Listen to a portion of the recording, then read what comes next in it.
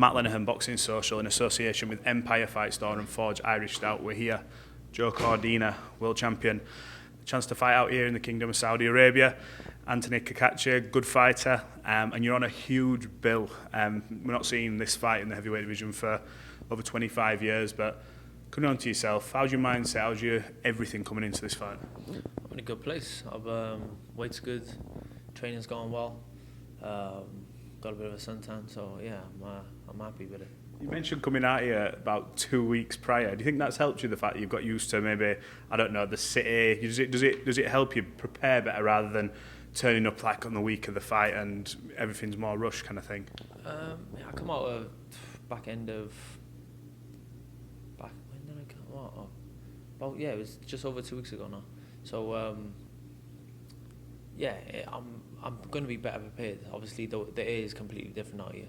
I've boxed all around the world as an amateur, and I know when you go to certain countries like this, it takes you a good week to get used to everything. Food, time difference, even though it's only 2 hours, but it does make a difference. And then the air, like I said, and training, the heat, it does get you. Even though there's aircon everywhere, it's still gonna do you. In terms of, obviously, you talk about preparation. You're fighting quite late on the card. Do you have to make sure you go to bed like either later on as possible, sort of acclimatise? Do you do that? Yeah, I've been going to bed like 3 in the morning. So yeah, I'm waking up at like 11. Nice. So it's nothing. I'm like I said, I'm well prepared. You've been calling for big fights ever since we started interviewing. I remember when you had the title, it got taken off you, which was, I think, in many people's eyes, unbelievable. I mean, we spoke, I think, in Abu Dhabi about it, and you were like, what am I supposed to do with an injury, but I'm coming back? Yeah. But you did the business, you got your title back. Yeah. Does this tick it off as a big fight for you, the name or the occasion? No, not really. But the occasion, yeah. It's a... Then again, I say it's not a big fight. It's not it is a big fight because if I don't win this, the big fights ain't gonna be there. So every fight is a big fight, and moving forward, that's what I need is big fights. So yeah, I have to get through this to be involved in them.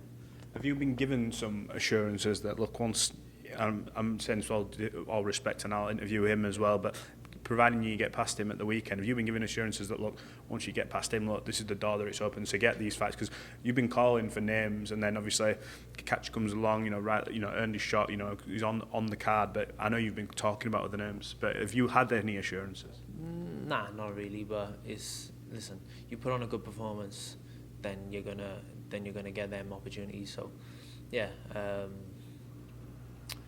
just make sure I get the win, innit? Yeah. Win, look good doing it. You've seen him fight. Everyone's seen him fight. We know how he comes. You've produced some, highlight reel, stoppages in your time. In your own head, obviously you're not going to go and tell me nuts and bolts of a game plan, but how do you see it sort of mapping out when you put your head on the pillar at night? I've seen it in many ways.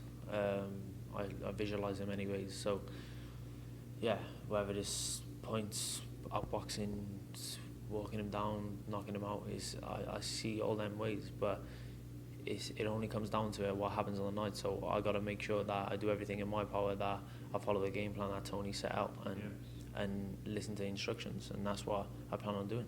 Do you feel that's what separates you? You just mentioned there, like, all the number of different ways. Do you think you're levels above this guy? No, listen, I'll be silly to think that I'm levels above him, but he's a great fighter, good fighter, technically good, awkward, he's quick, good foot feet, so he's got all the things that he's good at, I'm good at as well, so it's going to be a well-matched fight. In terms of whatever else was going on, I know you're fully locked in, but I have to ask, like, there was all the other names that were linked with you, Oshaki's and every other name. Why were none of them getting done for like the other unifications? How come none of them fights happened? You have to ask their promoter and Eddie Hearn. Has that been frustrating? Has that been a bit of a bugbear for you, the fact that, look, I'm here, I've got the belt, I've got my bargaining chip back, like, I'm a world title on the top table, what's going on kind of thing?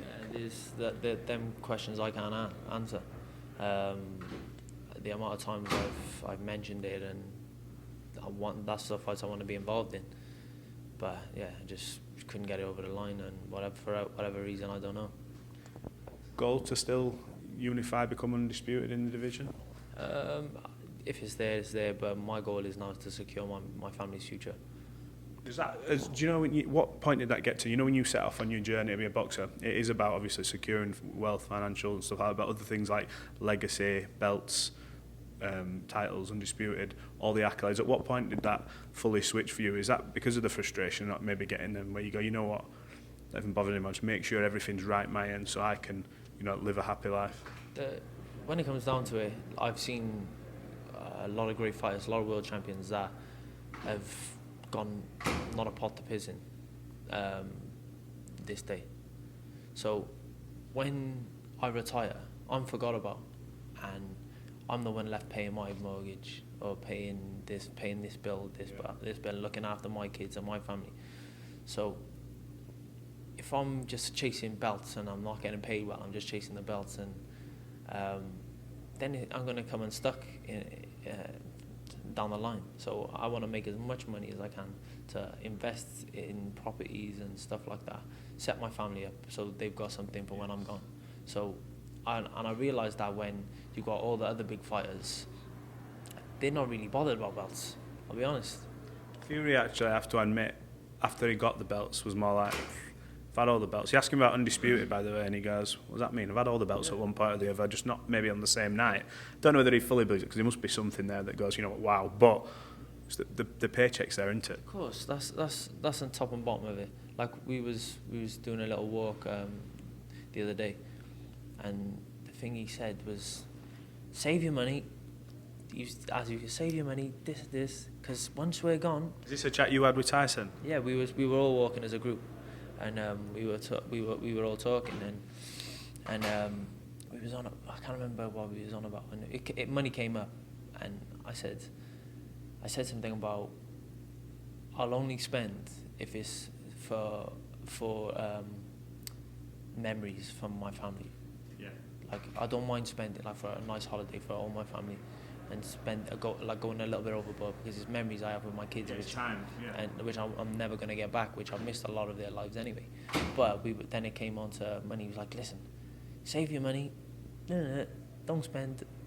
And then his brother Shane was like, well, save your money, you could die tomorrow.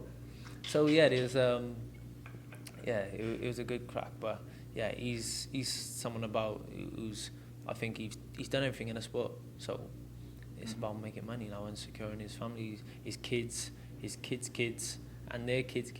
Yeah. So it's he's in a good position. Isn't he? Yeah, I'm sure when you talk about that, he can secure his kids if he keeps coming out here. I know you've made some investments. I remember coming down to the gym, must have been last year. You like your watches? Yeah. Any more? Yeah, I've had. You've got a fair good collection, haven't you? Yeah, I got 14 at the minute. But yeah, I was actually in Rolex the other day. But over here, it's 15% tax, so it works out a lot dearer than back home. So yeah, I didn't bother, and there was a couple of good ones there I could have bought as well. But yeah, there will be a yeah. Of course, it's not that like if my kids need a car, I can just sell one and go and grab my car, can't I? Or leave it to them. Yeah, it's money that's there. I haven't lost on. Yeah. I can wear them. It looks good. I wear watches every day anyway since I was like 16. Yeah. So if I want to sell them and give them split them, and they can go and put a mortgage money on a house.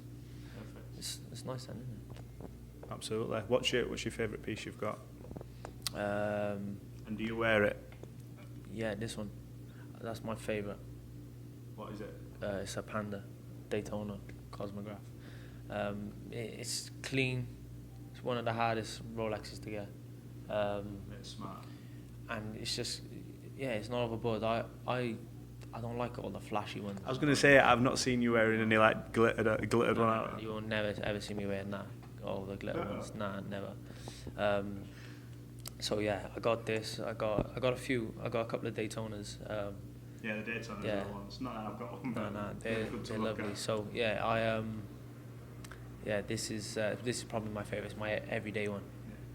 Well, look, just before we go, I want a couple of predictions. Fury Usyk, how does it go? I think Fury stops him between 8 and 12. And yourself, how does this happen? Just a win, get the win. By any means necessary. Any means necessary. Joe Cordina, appreciate your time. Thanks for giving us 10 minutes or so. We look forward to seeing you do your thing on Saturday and wish you all the best. Sweet, pal. Thank you very much.